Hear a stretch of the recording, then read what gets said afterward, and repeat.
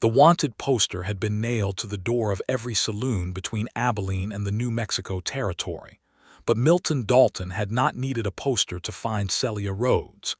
He had needed only the memory of a man's smug, satisfied face handing him $200 in crisp bills and saying, "Bring her back to me, and there will be 200 more waiting." That had been 3 weeks ago, in a cramped office in Dodge City, Kansas, in the summer of 1879, when the cattle drives were in full swing, and the streets smelled of dust and money, and the kind of desperation that made a man take work he should have refused. Milton Dalton was 28 years old, lean as a fence post, with dark eyes that missed very little and hands that had seen enough hard labor to be permanently rough at the knuckles. He was not a bad man.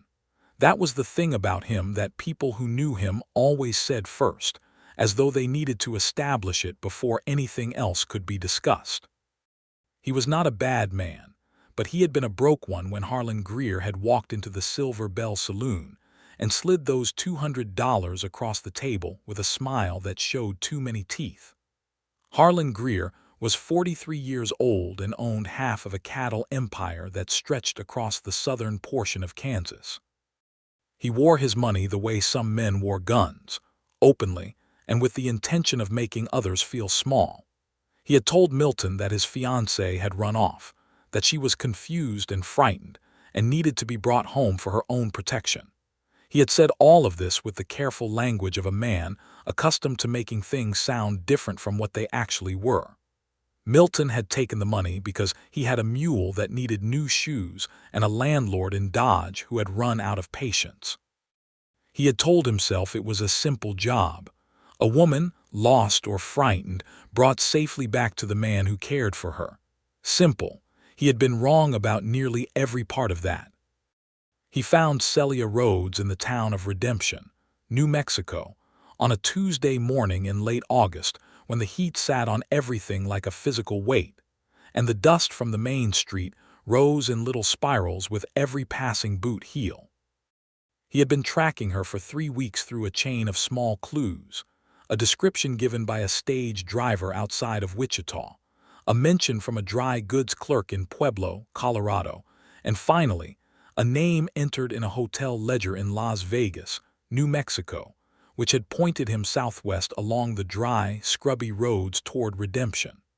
The town was smaller than its name suggested. A main street with a general store, a blacksmith, a small adobe church, a saloon called the Copper Penny, a livery stable, and a scattering of houses behind low adobe walls. The kind of place that had not yet decided whether it was going to survive or simply dry up and blow away like so many other towns scattered across this territory.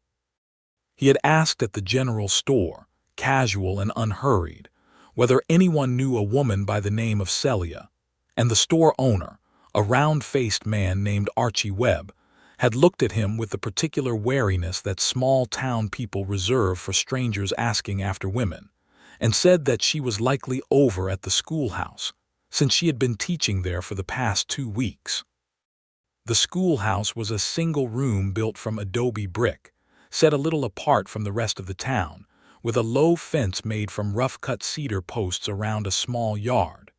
Milton tied his horse, a steady bay named Colonel, to the fence post and stood for a moment with his hat in his hands, listening. A woman's voice came through the open window, clear and patient, reading aloud from what sounded like an arithmetic problem. The voice was unhurried, with a warmth in it that settled something Milton had not known was unsettled. He stood there longer than was strictly necessary, just listening, before he straightened his hat back onto his head and walked to the door. He knocked. The reading stopped. "Come in," the voice said. He pushed the door open. The room held 7 children of varying ages, seated on rough wooden benches with slates in their laps. At the front of the room, beside a short chalkboard, stood Celia Rhodes. She was 24 years old, with dark auburn hair pinned up at the back of her head, brown eyes that were, in that first instant, open and curious, and a posture that spoke of a woman who had learned to stand her ground. She wore a plain gray dress with a white collar, practical and neat, and she had a piece of chalk in one hand. She looked exactly like the woman described on the piece of paper Harlan Greer had given him, and she did not look at all like a woman who needed rescuing or returning. "I am sorry to interrupt," Milton said carefully. "I was hoping to speak with you, when you have a moment." Something in his tone, or perhaps something in the way he was looking at her too direct, too studied, made her eyes sharpen, not with fear exactly, with recognition, as though she had been waiting for something like this moment and had already decided what she would do when it came. "Children," she said, her voice entirely steady, "please copy the problem from the board and work it through. I will be right back." She set the chalk on the ledge below the board and walked toward him, and he stepped back through the door to let her come outside. She pulled the door partially closed behind her, and then turned to face him fully in the bright white heat of the New Mexico morning. "Who sent you?" she asked. She asked it plainly, without drama, the way someone asks a question to which they already know the answer but need confirmed. Milton looked at her for a moment. He had spent 3 weeks building a picture of this woman from second-hand descriptions and the thin narrative Harlan Greer had given him, and none of it had prepared him for the directness of her gaze or the absolute steadiness of her voice. "A man named Harlan Greer," he said. "He paid me to find you and bring you back to Dodge City." She nodded once slowly, as though he had confirmed something. "And are you going too?" Milton turned his hat in his hands. It was a habit he had when he was thinking carefully. "I haven't decided yet," he said, which was not the answer he had expected to give. Celia studied him. "You look like a man who didn't expect to say that." "I didn't," he admitted. She was quiet for a moment, looking out at the flat, scrubby landscape beyond the school fence, at the heat shimmer rising off the pale earth. Then she looked back at him. "I can't talk properly right now," she said. "I have 7 children in there who need to finish their arithmetic. Come to the Copper Penny at noon and I will tell you everything, and you can decide after you've heard it." "All right," Milton said. She held his gaze for one more moment, and there was something in that gaze, something measuring and direct, and also, underneath it, something that recognized him as a man who had said he hadn't decided, when he could have just said yes, and she was taking that seriously. Then she went back inside and closed the door, and he could hear her voice resume, patient and warm, asking a small boy named Tobias if he had copied the problem down correctly. Milton walked back to his horse, loosened the cinch, and stood there with his hand on Colonel's neck for a long moment, thinking about $200 and a man's too wide smile and the sound of a woman's voice reading arithmetic through an adobe window. He was back at the Copper Penny at noon. The saloon was nearly empty at that hour. The bartender, a broad-shouldered man named Pete, gave him a beer he didn't particularly want, and he sat at a table near the window and waited. Outside, the main street shimmered in the midday heat. A dog lay in the thin strip of shade beside the blacksmith's wall. 2 old men sat on chairs outside the general store, not talking.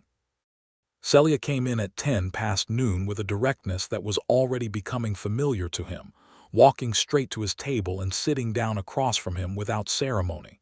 She had her hair down from the severe teaching pins now, and it sat loose at the back of her neck. She folded her hands on the table. "What did he tell you?" she asked. "He said you were his fiancée," Milton said. "He said you had gotten frightened and run off and he was worried about you." "His fiancée," she repeated, and the sound she made was short and humorless. "He told you that?" "He did." Pete brought her a glass of water without being asked, which told Milton that she had been coming here regularly enough that her preferences were known. She thanked Pete quietly and then looked back at Milton. "We were engaged," she said. "That part is true. My father arranged it when I was 20 years old. Harlan Greer was a wealthy man and my father had debts, and I was part of the arrangement that settled those debts. I'm not saying this to make you feel sorry for me. I am saying it so you understand what kind of engagement it was." Milton said nothing. He was listening. "For 2 years I tried to make the best of it," Celia said. "Harlan is not a man who is accustomed to being disagreed with or questioned. He does not raise his hand. I want to be honest about that. But there are other ways a man can make a woman feel like she does not exist, like her thoughts are inconvenient, like her only purpose is to be an ornament and a convenience. 2 months ago, he told me that after the wedding, he expected me to stop corresponding with my friend Alina in Missouri because he felt it was inappropriate for a married woman to maintain friendships that didn't include her husband. That was not the first time he had said something like that, but it was the last time. She said it simply. Not with performance, not looking for his reaction, just telling him the truth. I had saved money, she continued, $212. Money from small things, a coin here, a note there, things he didn't notice. I had been saving for a year. The morning he told me about Alina, I finished packing the bag I had already been slowly packing for 3 weeks, and I left on the 6 o'clock stage. Milton was quiet for a moment. $200, he said. That's what he paid me. I know, she said, looking at him steadily. That's him, isn't it? He paid what I saved to get me back. The straightness of it hit him somewhere he wasn't expecting. He turned his hat on the table. He told me there would be 200 more when I returned with you. Celia kept her eyes on his face. She was not scared, he noticed again. She was not performing bravery either. She was simply clear. And what are you going to do? She asked. Milton looked out the window at the drowsy street, at the dog in the shadow, at the old men on their chairs. He thought about Harlan Greer's smile. He thought about the way that smile had sat wrong with him even then, even when he was broke and needed the work.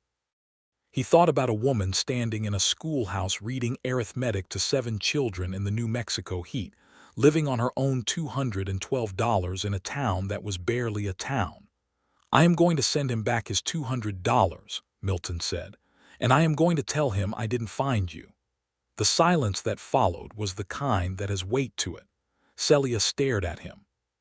For the first time since he had met her, something cracked open in that composed exterior, not dramatically, not in tears, but in the way the set of her shoulders changed, the way she breathed in slowly through her nose. You don't have to do that, she said. I know I don't have to, he said. You'll lose $400. I know that too. She looked at him for a long moment. Why? She asked. Milton considered the question seriously.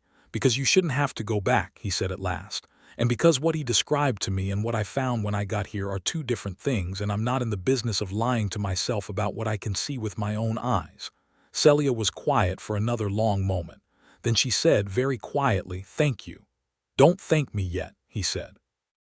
"If he's the kind of man I think he is, sending back the money won't be the end of it. He'll send someone else." "I know," she said. "I have been knowing that. Every week that goes by I wait for someone to walk through the door." She paused. "You were the first one I thought might actually be decent." "What gave it away?" he asked. "You said you hadn't decided yet," she said. "A man who had fully made up his mind wouldn't have said that." He looked at her across the table in the midday quiet of the Copper Penny Saloon, with the heat pressing white against the windows, and something happened between them that neither of them named out loud. Something like recognition, something like the sense of having arrived somewhere after a very long journey, though they had only been sitting across from each other for 20 minutes. "I'll need to write the letter," he said, "today before I talk myself out of it." "There's paper at the general store," she said. "Archie will sell you a sheet and an envelope." "All right," he said.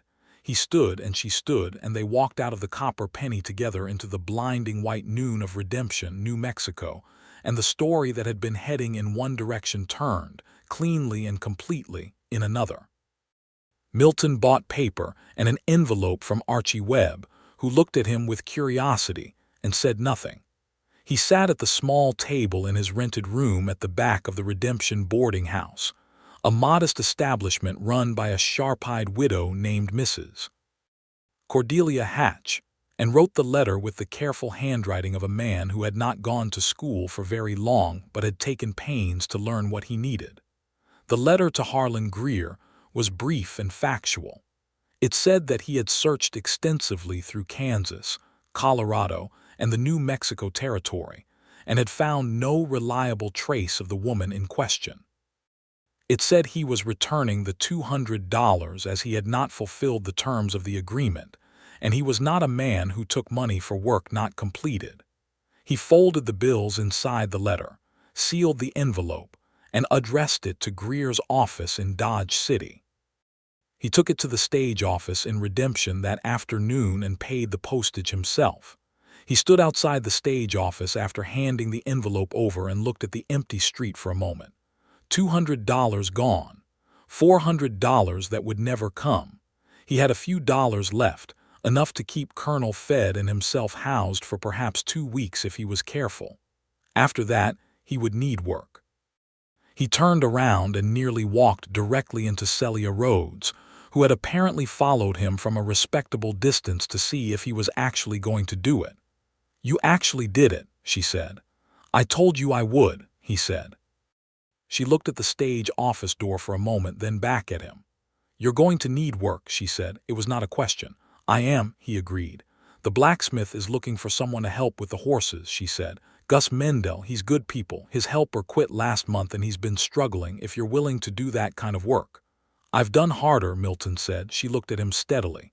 "Can I ask you something else?" "You can ask me anything," he said, and meant it. "Where are you from before all of this?" Milton looked at the dusty street and the far mountains, pale and distant in the haze. "Texas originally," he said. "Grew up on a cattle ranch outside of San Antonio. My father worked horses. When he died, I worked for wages for a few years, then did some cattle driving on the Kishom Trail, then ended up in Dodge." He paused. "Not a very exciting history." "I didn't ask because I wanted it to be exciting," she said. "I asked because I wanted to know." That distinction, again, that quality of directness that made everything she said land squarely. Milton looked at her with the late afternoon light catching the auburn in her hair and thought that there was something about Celia Rhodes that made the world around her seem clearer, more precisely itself, in the way that very true things sometimes clarify everything near them. "What about you?" he asked. "Before Dodge, before Greer." "Missouri," she said. "St. Louis. My mother died when I was 12. My father is not a cruel man, but he has never been very good at making decisions. He made the one about Harlan Greer, and I think he knows now that he shouldn't have. I wrote to him when I arrived here and told him I was safe and that I was not going back. He wrote back 2 sentences. Said he was glad I was safe and that I should take care of myself." She smiled faintly.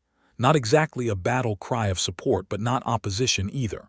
Does your father know about the money Greer paid to find you?" "I don't think so," she said. "He wouldn't have liked it. Whatever his faults, he has a kind of pride about his family." She looked at him sideways. "You have a very particular way of asking questions." "What way is that?" "Direct, but not rude, like you actually want the answer." "I usually do," he said. They had been walking slowly along the main street without either of them quite deciding to do so, and had arrived, more or less accidentally, at the cedar fence of the schoolhouse. They stopped there by mutual unspoken agreement, and the evening light was starting to come down from the west, golden and long, turning the adobe walls warm colors. "Thank you," Celia said again. "For real this time." "For real this time," he said. "Before I said it because I was surprised. Now I'm saying it because I mean it all the way through." She held his gaze. "You gave up a lot of money, Milton Dalton. That matters to me." The way she used his full name did something unexpected to him. He nodded once, not trusting the more elaborate response that was sitting somewhere in his chest. "Get some rest," she said, "and go see Gus Mendel in the morning. Tell him I sent you." "Yes, ma'am," he said. She smiled at that, a real smile, the first genuinely warm one he had seen from her, and it changed her face entirely, opened it up, let something light through. She turned and walked toward the boarding house, and Milton stood at the school fence for a longer time than he needed to, watching the last of the gold light fall across the empty street of Redemption, New Mexico, and feeling something he had not felt in a very long time, something that was dangerously close to hope. Gus Mendel was a compact, dark-haired man in his late 40s, Mexican-born, who had been the blacksmith in Redemption for 11 years and ran the best-maintained horses for 50 miles in any direction. He shook Milton's hand the next morning with a grip that could have bent horseshoe iron, and said that if Celia had sent him then, that was enough recommendation, and when could he start? Milton said he could start right now, and Gus handed him an apron, and that was that. The work was good. Hard, physical, honest work, shoes to be shaped, horses to be gentled, equipment to be repaired, fires to be fed. Milton had grown up around horses, and his hands remembered what his mind sometimes forgot. And within a few days, Gus was treating him less like a new hire and more like a partner, talking easily while they worked, explaining the particular temperaments of the horses belonging to the town's various residents, which ones were sweet-natured and which were liars. Milton spent his mornings and afternoons at the smithy and his evenings in various positions around the small town, sometimes at the Copper Penny for supper, sometimes sitting on the steps of the boarding house in the long summer twilight, sometimes walking the perimeter of the town in the early evening, which was something he had done since his cattle-driving days, when the ability to know your surroundings could mean the difference between a quiet night and a disastrous one. He saw Celia every day, which was not difficult in a town the size of Redemption. She taught school until early afternoon, then assisted at the general store 3 days a week, helping Archie Webb with the books, which she was evidently very good at. She was a fixture in the town in a way that spoke of someone who had put down deliberate roots, not as a temporary visitor, but as someone who had decided this place was worth investing in. They talked. That was perhaps the most natural thing about those first weeks, the way conversation between them developed its own ease, its own shorthand, its own silences that were comfortable rather than awkward. They talked about the town and its residents, about the children she taught, about the horses Gus kept, about the enormous sky that was the most remarkable feature of this part of New Mexico, about books they had read and opinions they held. They disagreed about things and were both surprised to find that disagreeing with each other was enjoyable rather than threatening. Celia held her positions firmly and with reasons, and Milton had the particular quality of a person who genuinely changed his mind when given a compelling argument, which she found both unusual and admirable. They were careful with each other those first weeks, in the way that people are careful when something is growing between them that they do not want to disturb. Neither of them named it. Both of them felt it. It was a Friday evening in mid-September when things shifted in a way that could not be carefully managed anymore. They had been sitting on the steps of the boarding house. Mrs. Hatch had, without announcement, begun providing an extra chair on those steps on evenings when Celia was likely to come by, which was a kind of social commentary that neither of them missed. And the evening air had finally cooled to something that felt like mercy after the long heat of the day. The stars were beginning to appear, the particular thick scattering of stars that you could only see in places truly far from city lights. Celia had been reading earlier, but the book was closed in her lap. "Can I ask you something personal?" Milton said. "You've been asking me personal things for 3 weeks," she pointed out. "I don't see why you'd start asking permission now." "This is more personal than the others," he said. She turned to look at him. "Then ask it." "Are you afraid of what happens when Greer decides the letter wasn't enough?" he said. "Not whether it will happen. I think we both know it will. But are you afraid?" Celia was quiet for a moment. The stars came out a little more while she thought. "I'm afraid of being found," she said at last, honestly. "But I'm not afraid of being here. Does that distinction make sense?" "It makes perfect sense," he said. "What I'm most afraid of," she said more slowly now, as though she was finding the shape of the thought as she spoke, "is losing what I've built here. This town, these children, the small life I've been making." She paused. "I am afraid of someone deciding that I don't have the right to this." Milton turned his hat in his hands. "No one is going to take this from you," he said, and the way he said it was not a reassurance or a comfort. It was a statement of intent. Celia looked at him for a long time in the starlight. "You mean that?" she said. "I do," he said. Why, she asked the same question she had asked him in the saloon. You could have kept going. You did what you said you would do. You don't owe me anything. Milton set his hat on his knee and looked at the stars. Redemption suits me, he said. Gus is good to work for. The country is honest. He paused. And I find that I am not particularly interested in being anywhere you are not. The silence that followed that statement was different from all the other silences. It had a particular quality of suspension, as though the evening itself was waiting to see what would happen next. Celia set her book on the step beside her. Milton Dalton, she said, and again his name in her mouth did that thing he had not found a word for yet. Are you telling me something? I am trying to, he said. I'm not very good at it. You're doing fine, she said softly, for what it's worth. He turned to look at her then, and she was looking at him with that clear, direct gaze. And in the starlight her eyes were very dark and very warm. And he thought that he had spent 3 weeks very carefully not saying the simplest possible thing, which was that she was remarkable, and that sitting beside her on these steps was the best part of every day. I think I started falling for you, he said quietly, when I was standing outside that school window listening to you read arithmetic to those children. She breathed in slowly. That's a very specific thing to fall in love with. It's a very specific kind of patience, he said. That voice, like nothing in the world, was more important than that one small moment of teaching. I stood there longer than I should have. I didn't want to knock on the door and interrupt it.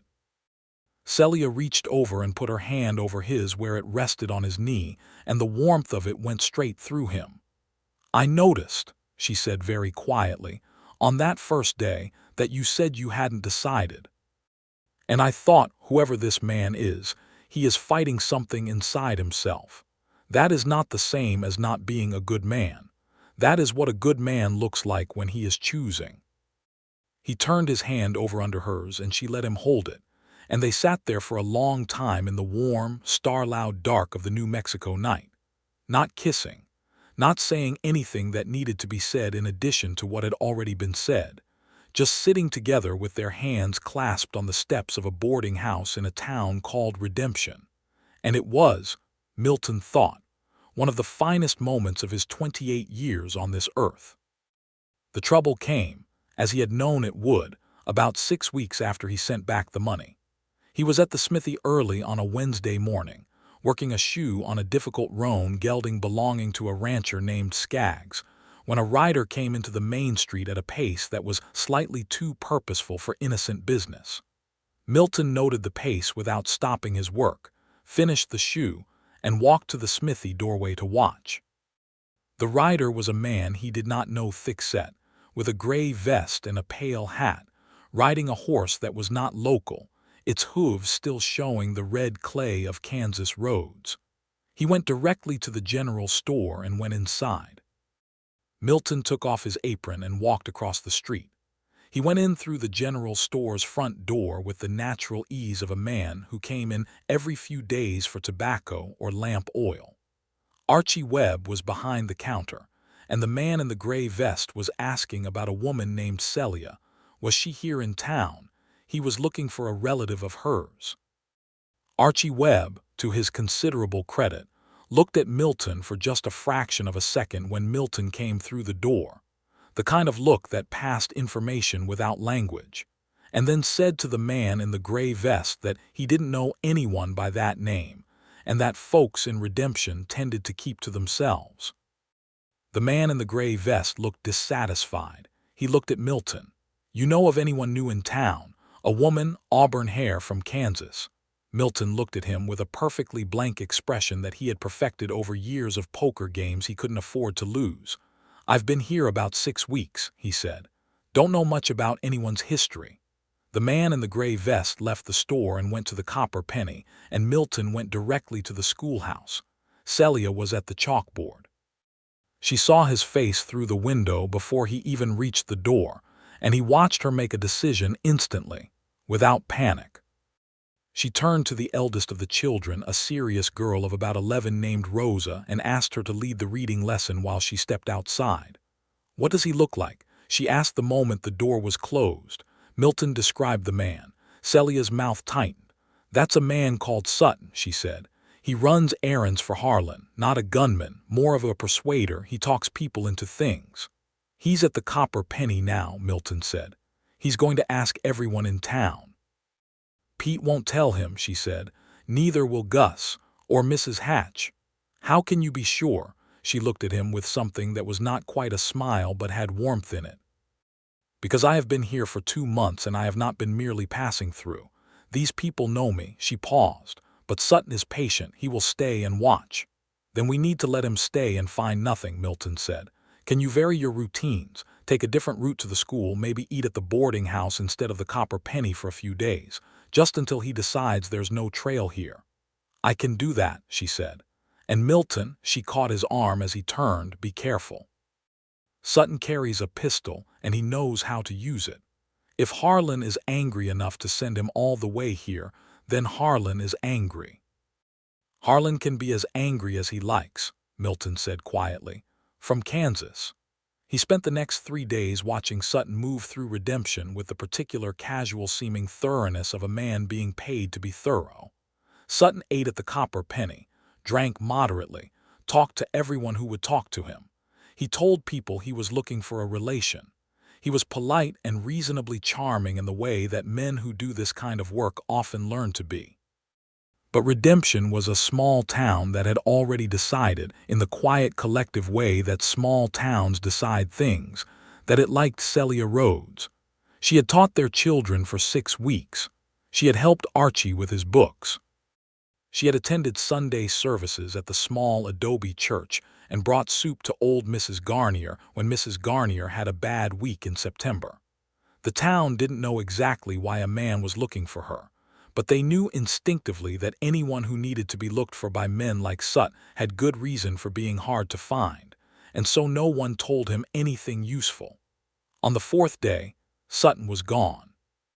His horse was not at the livery and the register at the boarding house, not Mrs. Hatch's, which had a full house, but the cheaper establishment at the edge of town showed he had checked out before dawn. Milton found Celia at the school fence that afternoon and told her. She closed her eyes for a moment and breathed slowly. Then she opened them. "He'll go back and tell Harlan there's no sign," she said.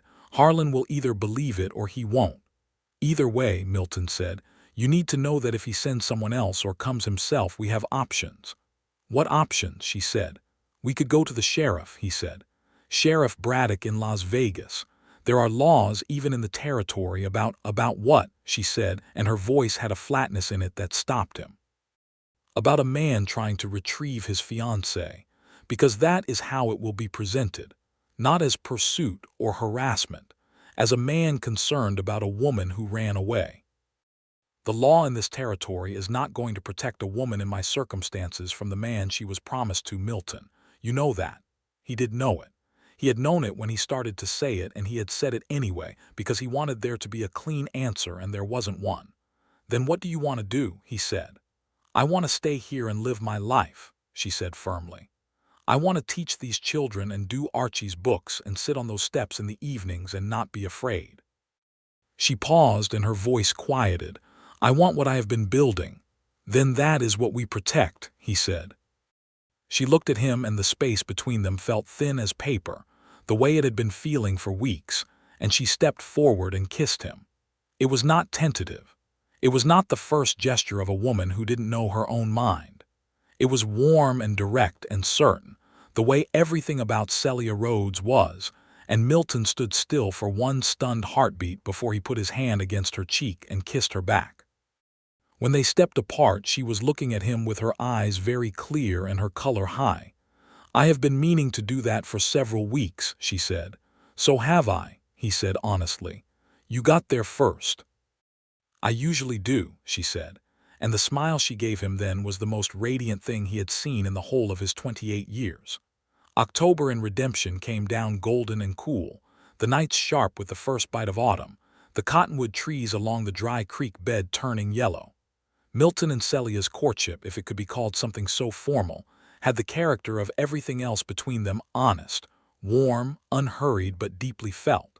They took evening walks along the creek bed.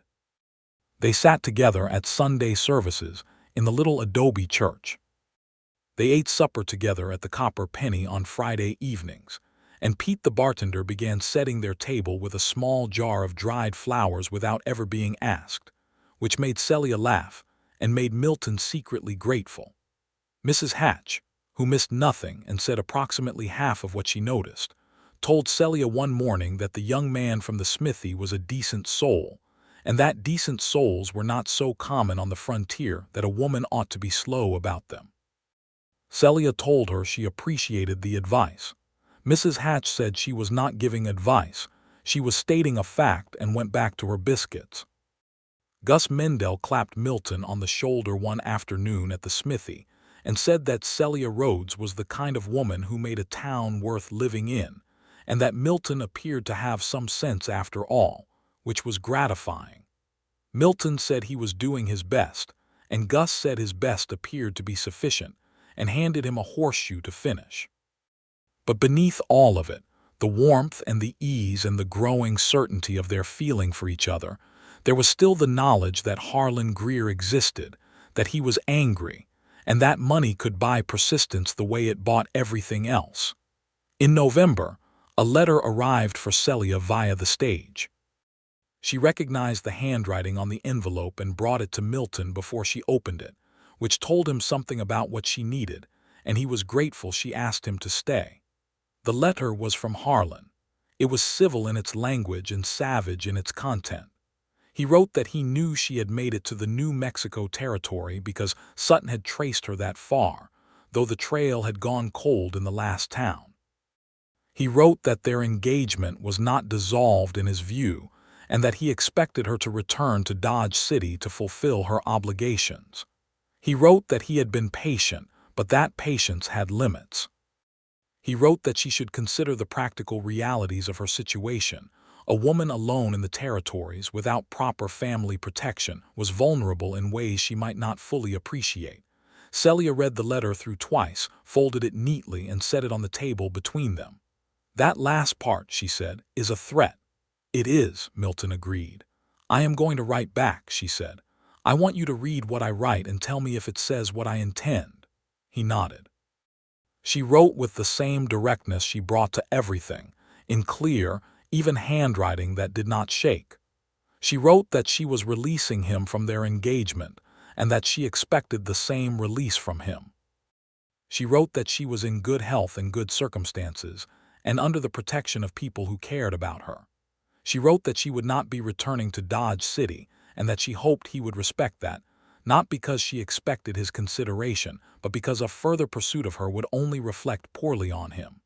She wrote that she wished him well and sincerely hoped he would find what he was actually looking for, because she did not believe it was her. She showed it to Milton. He read it twice. "That last line," he said. "Too much," she said. "No," he said. "It's exactly right. It tells the truth about him without cruelty." She sealed it and mailed it. They did not speak about it again for some time. November deepened toward December. The schoolhouse took on a particular coziness in the cold months, with a small stove in the corner that Gus had donated and which Milton had helped install. The children came with their coats and their red cold cheeks and sat in rows learning reading and writing and arithmetic from a woman who believed thoroughly that knowledge was the most useful gift one person could give another. On a December evening, sitting by the fire in the boarding house parlor, Mrs. Hatch had a parlor that she opened to boarders on cold evenings, populated with 2 ancient armchairs and a shelf of well-worn books. Milton said something that had been sitting in him for weeks. "I want to ask you something," he said, "and I want you to know before I ask it that I will accept whatever your answer is. I'm not asking to put pressure on you." Celia looked up from the book she was reading.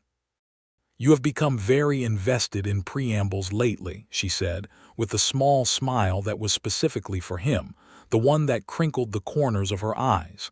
"I just want you to know the context," he said. "Context matters." "Then give me the context and the question," she said. "The context," he said, turning his hat in his hands, which she had long since identified as his thinking habit, "is that I have spent the last 4 months in this town and discovered that it is where I want to be. The further context is that I have spent those 4 months in large part in your company and discovered that you are the person I most want to be with. In the world. Not just here. He paused. The question is whether you would be willing to marry me. Not because of greer or protection or practicality. Only because I love you, and I believe you are, possibly, not entirely indifferent to me, and I would like to build a life here with you. Celia closed her book and set it in her lap. She looked at him for a long moment in the firelight, and in that moment he saw everything he needed to see in her face, not hesitation but something more like wonder, the look of someone who has spent a long time being cautious and is now deciding, deliberately and with full awareness, to choose differently. "Milton Dalton," she said, "you are the most unexpected thing that has ever happened to me." "Is that a yes?" he said. "That is an emphatic, unconditional, without reservation yes," she said, and she was laughing a little, and he stood up and crossed the small space between the two armchairs and took her face in his rough-knuckled hands and kissed her with everything he had been holding since August, and she kissed him back the same way, completely and without reservation, the way Celia Rhodes did everything.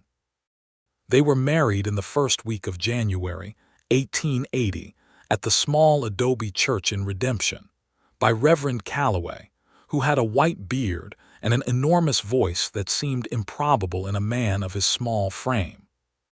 The entire town came, because in a town of Redemption's size the entire town was not many people, but every one of them was genuinely glad to be there. Gus Mendel stood up with Milton. Mrs. Hatch stood up with Celia, weeping with great dignity and insisting she was not weeping. Archie Webb brought a cake from his wife, who was famous in the county for her baking. The children from the school threw dried petals from the summer's flowers, saved for the occasion by Rosa, who had organized the whole operation with the quiet efficiency that suggested she had a considerable future ahead of her. Celia wore a dress of blue wool that she had made herself over the preceding month, warm and practical and precisely, the right shade to do something extraordinary to the color of her eyes, and she carried a small bunch of dried flowers and sage that someone, nobody was quite sure who, had left on the schoolhouse steps the morning of the wedding with no note. Milton stood at the front of that small church in his best shirt and his clean boots and watched her walk up the short aisle between the rough-hewn pews, and the feeling that moved through him was not like anything he had a name for, larger than happiness, quieter than joy, something that settled into the bones and said, "This is it. This is the right thing. This is where the compass has been pointing all along." The ceremony was simple and the vows were plain, and when Reverend Calloway pronounced them married, the assembled residents of Redemption, New Mexico, made a noise that was entirely disproportionate to their number, and Pete from the Copper Penny, who had brought a small bottle of good whiskey for the occasion, said that it was about time. They moved their things into the 2-room adobe house on the south edge of town that Gus had helped them find. It belonged to a man who had gone back east and was willing to rent cheaply. It was small and plain, and the roof wanted mending in one corner, and the chimney smoked slightly when the wind came from the north.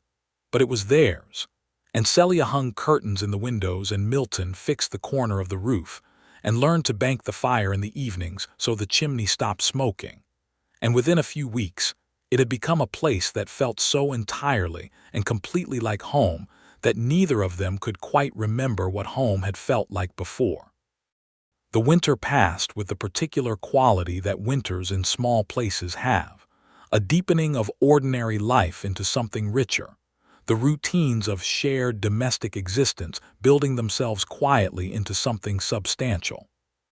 Celia taught through the cold months and Milton worked the smithy, and they came home to each other in the evenings and ate supper at their small table by the window and talked about the day with the ease of people who have decided that what happens to one of them is of genuine interest to the other.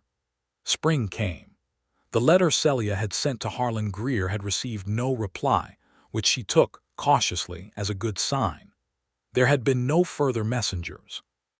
Milton had spoken privately to Sheriff Braddock when he passed through Redemption on his quarterly circuit, And the sheriff, a weathered, fair-minded man, had told him, off the record, that he was aware of Harlan Greer and of the man's reputation for getting what he wanted through legal and not-so-legal channels, and that if Greer made any move toward redemption he would hear about it. This was not ironclad protection, but it was something. It was the kind of something that the frontier offered instead of certainty. In March, Celia told Milton she was going to have a baby. She told him in the kitchen of their little adobe house on a Tuesday morning while he was drinking his coffee before work. And she said it directly, the way she said everything, watching his face for his reaction with an expression that was half anticipation and half the particular readiness of someone who is prepared to handle whatever response comes. What came was Milton setting down his coffee cup and standing up and taking her hands and looking at her with an expression she had never seen on his face before, something that was so open and unguarded that it was almost startling, like seeing a wall removed from a house to reveal the whole bright interior. "A baby," he said. "A baby," she confirmed. He stood there holding her hands for a long moment, visibly working through something, and then he pulled her close and held her with the kind of careful, complete embrace that contains everything a man cannot yet find words for. And she wrapped her arms around him and pressed her face against his shoulder, and let herself be entirely, fully happy in that small kitchen, with the morning light coming through the new curtains she had sewn from blue-checked cotton. "I am going to be very good at this," he said, into her hair. He said it with a conviction that made her laugh. "I know you are," she said. The news moved through redemption at the speed that news always moves in a small town, which is to say immediately. Mrs. Hatch announced that she had known since February, which nobody disputed. Gus Mendel shook Milton's hand so many times in one morning that Milton's hand ached. The children in Celia's school were solemn and curious, and Rosa asked a series of questions about infant development that suggested she had been doing her own research. Through the spring and early summer Celia continued teaching, because she saw no reason not to, and because the children needed their school and she was entirely capable. And Mrs. Hatch, whose opinions on the matter were voluminous and occasionally in conflict with themselves, eventually conceded that Celia knew her own body better than anyone else. The trouble with Harlan Greer resolved itself in June, in a way that none of them had anticipated, and that had a dark irony to it. Word came through on the stage, the kind of news that traveled with the mail and the passengers and the slow, ponderous network of gossip and information that connected the frontier towns, that Harlan Greer had died in May. A heart event, the word was, in his office in Dodge City. He was 44 years old. He had apparently been in poor health for some time. His cattle empire was being divided among his business partners. Celia heard the news from Mrs. Hatch, who had heard it from the stage driver, who had heard it from a passenger out of Wichita. She sat with it for a while before she spoke about it to Milton. When she did, she said that she did not wish him ill, that she never had, and that she hoped his dying had been peaceful. She said it simply and meant it, because Celia Rhodes did not carry bitterness the way some people did not feed it or nurture it or let it grow into something defining. She had been shaped by what had happened with Harlan Greer, but she had not been made bitter by it, and Milton thought that this was one of the most admirable things about her. "Are you all right?" he asked. "I am," she said. "I am free, in a way that I wasn't before. Even after sending the letter, even after months here, there was always the awareness of his existence somewhere on the other side of the horizon. And now that is gone." She paused. "Is it wrong to feel relief?" "No," he said. "It's honest." "And you are always honest." "I try to be," she said. "It seems like the least complicated way to live." He took her hand and they sat together in the evening quiet of their little house and listened to the last of the spring birds settling into the brush along the dry creek, and the relief and the sorrow and the complicated mixture of feelings that come with any ending, even the ending of something that was mostly a weight, moved through the room quietly, and then settled, and then were done. The baby came in November, a boy, arriving with a great deal of noise and some difficulty, attended by Mrs. Hatch, who had done this before and was imperturbable, and a midwife from the neighboring town of Cimarron, who had been engaged 2 months in advance and was extremely competent. Milton spent several hours in a state of barely contained anxiety, being managed by Gus, who had been through this with his own wife twice, and was therefore capable of administering calm in the face of Milton's inability to produce any. When Mrs. Hatch came out to tell him he could come in and meet his son, Milton walked into the bedroom of their adobe house and found Celia propped against the pillows with her hair loose, and her face exhausted and more beautiful than he had ever seen her, holding a small, red, outraged person who had apparently not yet decided whether to be awake or asleep. "Come here," she said. He sat on the edge of the bed, and she put the baby in his arms with the careful, practiced motion of someone who had already spent an hour learning this. And Milton held his son with a terror and a tenderness so mixed together that he could not have said where one ended and the other began. The baby looked up at him or in his direction with the unfocused, ancient gaze of the newborn, and Milton felt something reorganize itself permanently inside him, some prior understanding of what mattered replaced by a new and more complete version. "Hello," he said to his son, very quietly. "His name," Celia said, watching him. "If you agree, I was thinking Thomas." For Thomas the Apostle, who believed when he could see the evidence, it seems appropriate. Milton looked up at her with wet eyes that he did not try to hide. "Thomas," he said. "Thomas Dalton, that's a good name." Thomas Dalton, having apparently decided the question of wakefulness, closed his eyes and went asleep in his father's arms with the total authority of someone who had not yet learned to doubt that the world would hold them safely.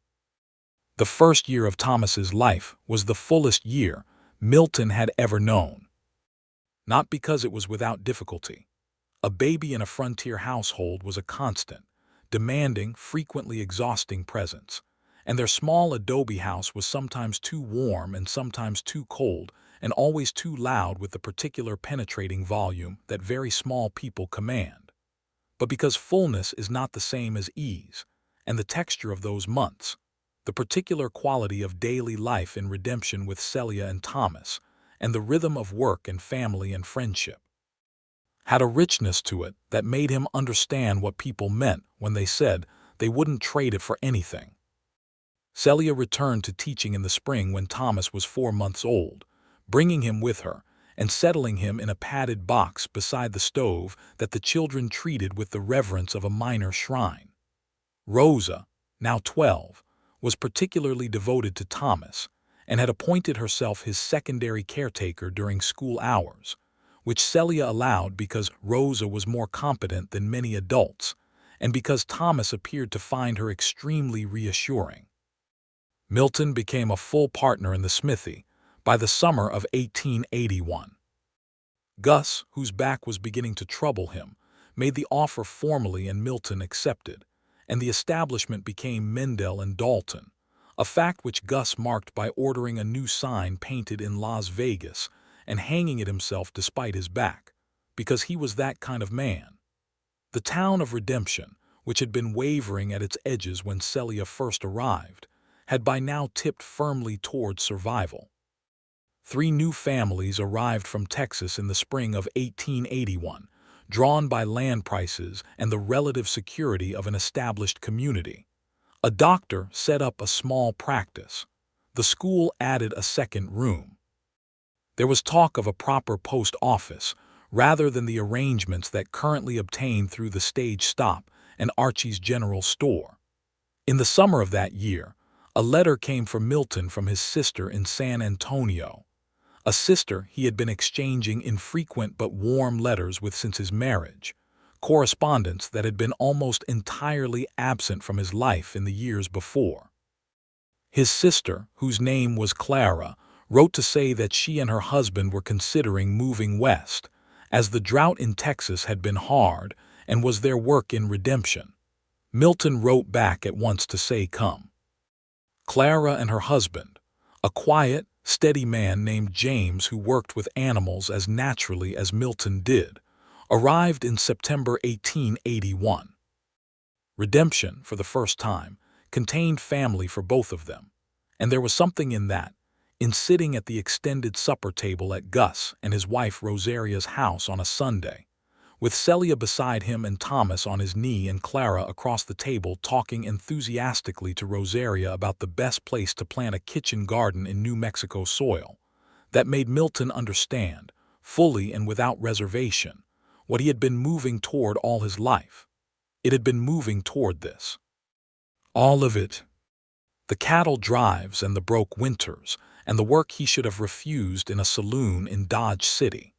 It had all been moving toward a woman reading arithmetic through an adobe window, and a decision he made in a saloon at noon, and a letter with $200 inside it sent back to a man who had never deserved what he'd been trying to buy. In the autumn of 1881, Celia and Milton sat together on the steps of their adobe house. They had built a small porch by then, 2 chairs and a low railing, the kind of thing you build when you have decided you are staying, and watched Thomas, now almost a year old, take his first uncertain and tremendously determined steps across the packed earth of the front yard, while Mrs. Hatch applauded from the gate. "Look at him," Celia said softly. "Look at him go." Thomas took 3 steps, reconsidered the whole project, sat down with great dignity, and then looked up at his parents with an expression of profound assessment. "He's thinking about it," Milton said. "He thinks about everything," she said. "He does that thing you do, where he turns something over in his mind before he decides." "Is that a complaint?" "It is absolutely not a complaint," she said, turning to look at him. "It is one of my favorite things about both of you." Milton reached over and took her hand the way he had done 10,000 times and would do 10,000 more, and she leaned her head against his shoulder, and they watched their son decide, for the second time, that walking was worth attempting, and push himself back upright with the particular determined optimism of a person who is not yet old enough to know that the world is supposed to be difficult. The evening came down around them, golden and wide, the New Mexico sky doing the thing it did in autumn with the light, turning everything warm and ancient-looking, the mountains going purple in the distance. Inside the house, through the open door, the smell of whatever Celia had left simmering on the stove drifted out, warm and good. Up the street, from the direction of the Copper Penny, a fiddle had started up, the way it did on Friday evenings. In the spring of 1882, Celia told Milton she was expecting a second child. She told him in the same kitchen, at the same table in the same morning light, and he stood up and took her hands in the same way, but this time there was no working through, just the pure, immediate, uncomplicated joy of someone who knows exactly how this story goes and is completely glad of it. "A brother or sister for Thomas," she said. "Thomas is going to need somebody who can keep up with him," Milton said. "God help us all," she said, laughing. The second baby, a girl who arrived in November 1882 amid somewhat less drama than her brother had, was named Eleanor, for Celia's friend in Missouri, the friend that Harlan Greer had told her to stop corresponding with. The name was a private victory and a public tribute, and both of those things were exactly right. Eleanor from the beginning had her mother's directness and her father's patience, and Thomas, now 2 years old, regarded her with the careful, serious attention of someone who has just discovered the most interesting thing in the known world. He brought her things, a pebble, a dried flower, a wooden spool, with the methodical generosity of a person who has decided something is worth caring for and is going to act on that decision. "He's going to be a good brother," Celia said, watching him. "He's going to be a good man," Milton said. She looked at him. "He already is." By 1883, Redemption had a post office and a proper schoolhouse with 2 teachers. Celia still taught the younger children, and a young man named Mr. Alvarado from Santa Fe had been engaged for the older ones, and a doctor's office and a feed merchant, and a sense of permanence that the early version of the town had lacked. It was not a grand town, not a wealthy one, not one that would appear in history books. But it was a real town, with real people in it, living real lives, and the life Milton and Celia had built in it was as real and solid and complete as anything on earth. On a Sunday afternoon in the late summer of 1883, Milton sat on the front porch of his house and watched his son, now 2.5, running back and forth in the yard with a stick, engaged in some complex private drama that required both great speed and great seriousness, while Eleanor slept in the crook of Celia's arm in the chair beside him. Mrs. Hatch was visiting, as she often was on Sundays, and was currently telling Celia something that involved significant hand gestures.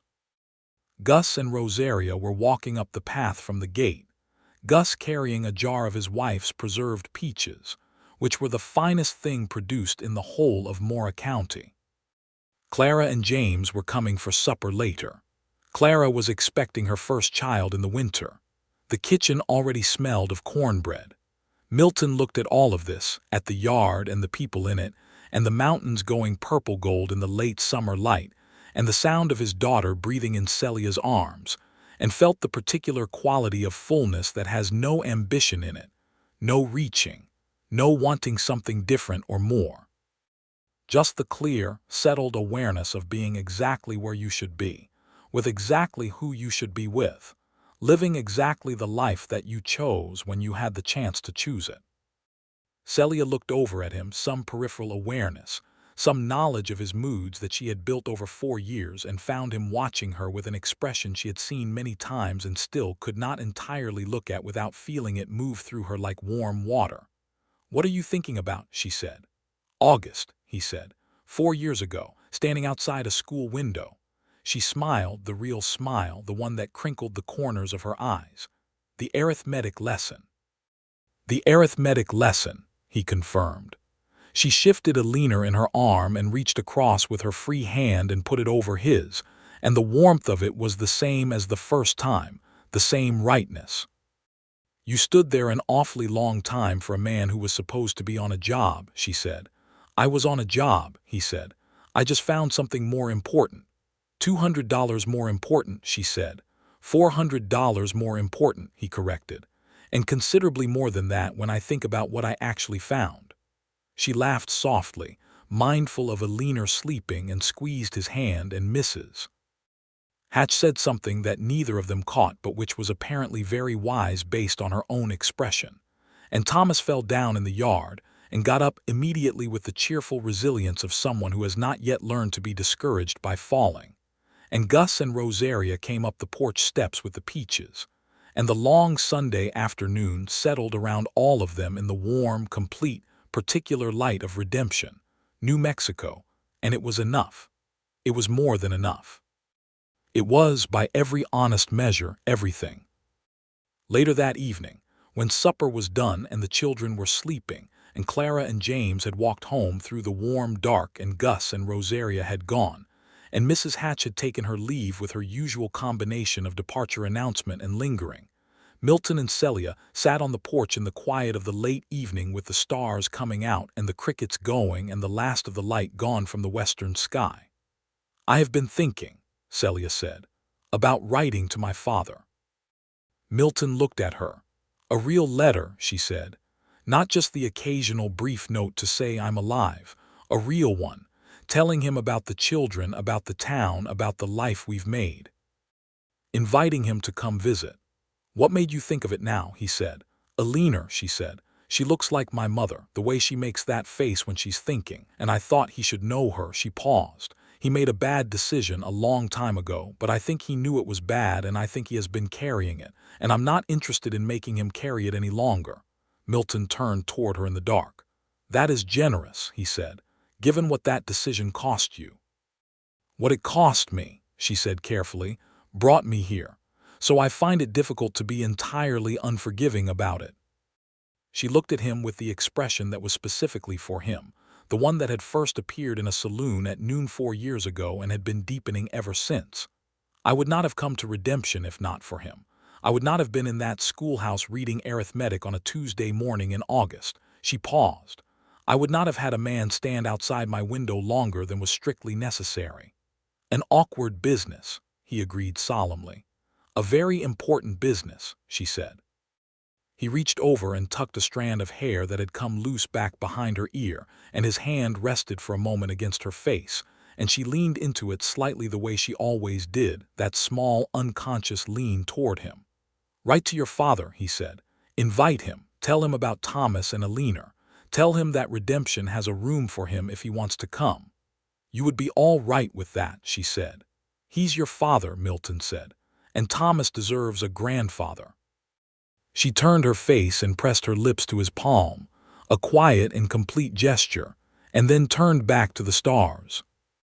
They sat together in the warm dark of Redemption, in the sound of the crickets and the vast silence of the territory beyond, and the story that had begun with a job in a saloon in Dodge City and a decision made at a table at noon had come to rest, finally, here. In this porch, these stars, this quiet, this life that they had built deliberately and with great care from the wreckage of what had nearly been a different, much smaller kind of life. The letter to Celia's father went out with the stage in the morning. The reply came 3 weeks later, 4 pages, which was more than her father had written to anyone in years, full of imperfect but genuine things, full of the kind of apology that doesn't use the word apology but is one entirely. He said he thought about her mother every day. He said Thomas was a fine name. He said he would come in the spring if the invitation was real, and she wrote back immediately to tell him it was. He came in April 1884, a quiet, gray-haired man who arrived on the stage with a slightly dazed expression at the size of the sky and the smallness of the town, and stood in the yard of the adobe house, while Thomas circled him with the assessment of a 2.5-year-old, who is deciding whether a new person is worth engaging with. And Alina reached for his finger from Celia's arms and gripped it with the total authority of 7 months. And Robert Rhodes stood in the afternoon light of Redemption, New Mexico, and understood with some precision and considerable humility exactly what his daughter had built. He and Milton shook hands and said very little to each other that first evening that was not logistical or circumstantial. But they ate at the same table and they watched Celia move through her own kitchen with the ease of someone who belongs entirely where she is. And Robert Rhodes looked at the man his daughter had married and saw clearly enough what kind of man he was. And when he and Milton finally sat together on the porch after supper with their coffee while Celia put the children to bed, Robert said, "Simply and directly, you take good care of her." "I try to," Milton said. "She takes good care of herself," Robert said. "She always did." "I should have made sure the world she was in was worthy of that." He looked at the stars. "I'm glad she found somewhere that is." Milton nodded and said nothing else, because nothing else was needed, and they sat in the comfortable, companionable quiet of 2 men who are neither enemies nor yet friends but are becoming, slowly and in the particular way of people who share a woman they love, something that will do. Robert stayed for 6 weeks and left with a standing invitation to return and a hug from Thomas that Thomas initiated himself, which was, everyone agreed, as good a seal of approval as existed in the world. The years layered themselves over Redemption like good soil, each one adding something. The town grew and changed, and some people left and others arrived, and the school expanded, and the smithy did good business, and Milton and Celia grew into their 30s in the way that good people grow into their 30s, with more certainty and more ease, and the particular deepening of love that happens only when people have been through enough together to know that what they have is not circumstantial. In 1885, a 3rd child, a boy named William, called Will, who from the first day showed the signs of being, as Gus Mendel put it with considerable amusement, a great deal of personality, joined the household and immediately established himself as both the most energetic and the most joyful of the 3 children, which was saying something given his siblings. Thomas, by the time he started school under his mother's early instruction, had developed into exactly the kind of child that his parents had suspected he would be: careful, thoughtful, with a particular gift for understanding animals that made Gus say that there would always be a place for him at the smithy when he was old enough. Eleanor, 2 years younger, had her mother's directness and her father's stubbornness, and was absolutely fearless in ways that required periodic careful management. Will was simply, comprehensively happy, and moved through the world with a warmth and openness that people responded to immediately, which made Celia say that he had inherited the best part of every person in the family, and Milton say that he had inherited all of his mother's best qualities and none of his own faults, and Celia say that Milton had very few faults to inherit from, and Milton say she was biased, and Celia say that she absolutely was and saw no reason to apologize for it. These were the small conversations of their days, the warm, easy, specific texture of a life shared closely and gladly. They were not a large family in terms of wealth or influence or the kind of significance that gets written down. But they were, in the complete and non-trivial sense of the word, significant to each other, and to the town that had taken them in, and to the children growing up in the adobe house on the south edge of Redemption, with the mountains visible from every window and the sound of the smithy down the street, and the particular quality of light in New Mexico evenings that made everything look like something worth keeping. On an evening in the late fall of 1886, Celia and Milton sat on the porch as they had done so many evenings, in the chairs they had replaced twice now as the old ones wore through, with the mountains going dark against the sky and the first cold coming down from the north in the smell of the air. Thomas and Eleanor were inside doing their lessons, the sound of their voices occasionally drifting out through the open door. Will had been put to bed an hour ago after a prolonged and spirited negotiation that had ended, as it always eventually did, in sleep. The stars were beginning. The crickets were going. The fiddle from the copper penny was going, distant and sweet. "Do you ever think about it," Celia said, "where we might have ended up if things had gone differently?" "Sometimes," Milton said. "Not much. Not much because you don't want to think about it, or not much because it doesn't trouble you. Not much because this is better than any of the alternatives I can imagine," he said. "So the imagining doesn't hold my interest for very long." She laughed softly. "That is a very satisfying answer. I have been working on it for several years," he said. She leaned her head back against the chair and looked at the sky. "I think about her sometimes," she said. "The version of me who didn't leave, who married him." She was quiet for a moment. "She is a very gray picture, not miserable exactly, just gray, a life in the right frame with no color in it." "And this," Milton said. She turned her head to look at him. "This," she said, with a certainty so complete it had no performance in it at all, "is every color I know the name for and several I don't." He reached across, and she took his hand, and they sat with the stars coming out above the mountains of New Mexico, in the town called Redemption, in the life they had chosen with full knowledge and kept choosing every day since, and the fiddle down the street played something that neither of them knew the name of, but that sounded, in the warm dark of that fall evening, exactly like what it was. It sounded like enough. It sounded like everything. It sounded, most of all, like the particular music of people who have found the one place they are supposed to be, and the one person they are supposed to be with, and who have had the wisdom and the courage to stay.